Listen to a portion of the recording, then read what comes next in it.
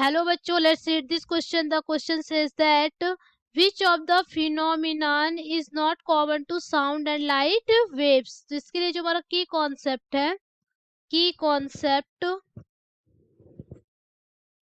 की कॉन्सेप्ट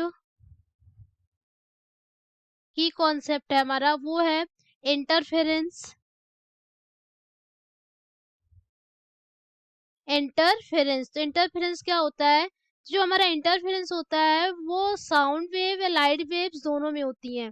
तो इंटरफेरेंस क्या होता है? जब कोई टू अलग अलग अलग अलग वेव्स जो होती हैं हमारी, चाहे वो साउंड वेव की लिए बात हो और लाइट वेव, दोनों में ही टू अलग अलग सोर्स से यदि same frequency and same phase के टू वेव्स एक पॉइंट पर कहीं मीट करते हैं तो हमें रिजल्टेंट मिलता है। यदि suppose y1 and y2 two same frequency and same phase same wavelength के टू अलग अलग वेव्स हैं और किसी एक पॉइंट पर आकर वो मीट करते हैं, तो हमें रिजल्टेंट क्या मिल जाएगा? एक वेव मिल जाएगी। सपोज हमारा फर्स्ट वेव ऐसा है, इस दूसरा हमारा जो ये y1 हुआ एंड ये हमारा क्या हुआ? y2 हुआ, ये y2 हुआ। तो दोनों आपस में मिलकर एक पॉइंट पर आकर क्या करेंगे? मीट करेंगी एंड रिजल्टेंट जो वेव्स है हमें वो मिलेगा। ये इस रिजल्टेंट हमारा जो एम्पलीट्यूड हो जाएगा वो ज्यादा हो जाएगा, ये एम्पलीट्यूड इसके बढ़ जाएंगे। तो रिजल्टेंट ये सपोज ये वाई है, किसी पॉइंट पर मिला, ये हमारा इंटरफेरेंस है। तो साउंड एंड लाइट वेव्स दोनों के फॉर्म में ही इंटरफेरेंस पॉसिबल है। एंड दूसरा हमारा जो की कॉन्सेप्ट है वो है डिफ्रैक्शन। क्या है? डिफ्रैक्शन। डिफ्रैक्शन डिफ्रैक्शन तो डिफ्रैक्शन यदि हम सिंपल वर्ड में बात करें तो डिफ्रैक्शन का मतलब होता है bending of waves. Bending of waves. तो बेंडिंग ऑफ वेव्स का मतलब है कि जो वेव्स होती है उनका बेंड हो जाना। तो ये दोनों ही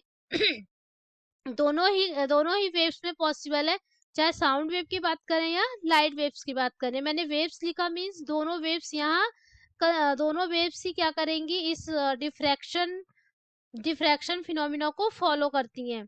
एंड थर्ड है हमारा कोहेरेंस। थर्ड है हमारा कोहेरेंस।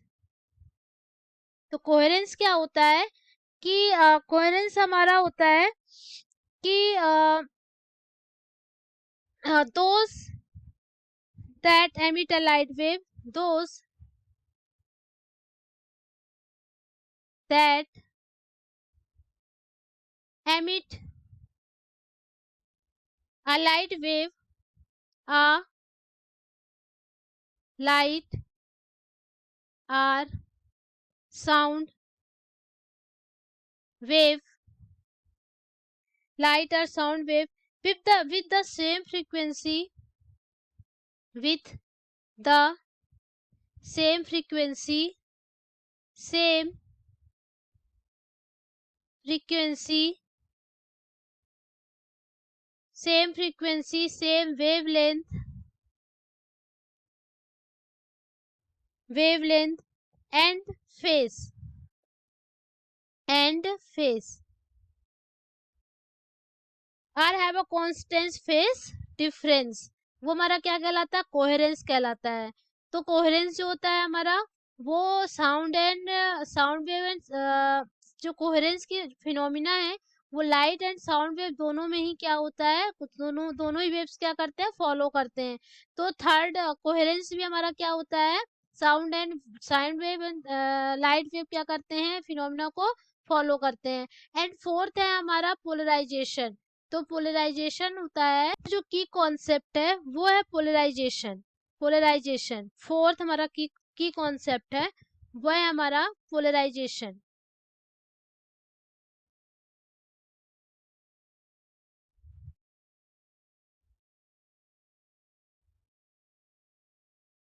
तो पोलराइजेशन क्या होता है?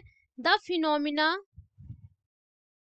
The phenomena the phenomena due to which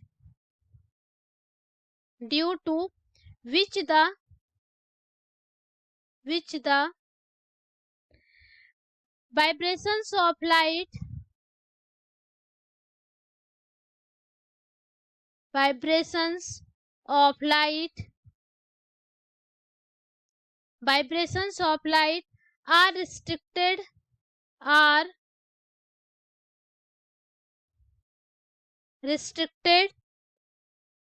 in a particular plane in a particular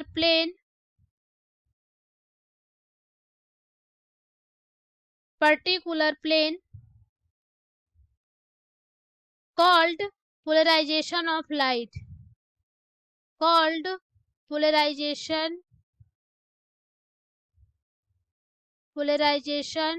of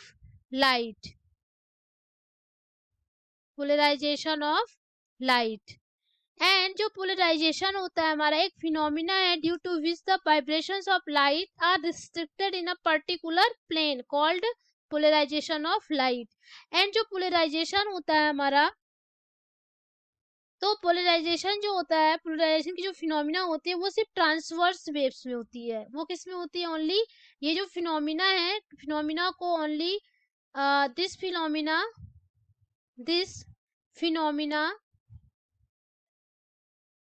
phenomena follow only transverse waves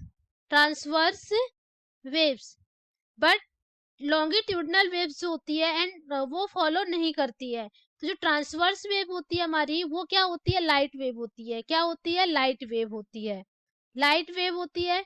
and जो लॉन्गिट्यूडनल वेव्स है वो कौन सी वेव है? साउंड वेव है। तो इस फिनोमिना को जो हमारा साउंड वेव है वो फॉलो नहीं करता है। तो हम यदि देखें हमारा जो ऑप्शन है, हमारे जो क्वेश्चन में पूछ रहा है कि which of the phenomena is not common to sound and light waves.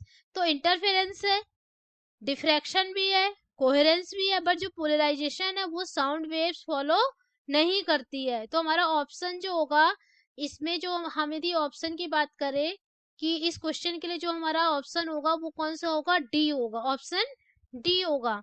तो I hope you understood it well. Thank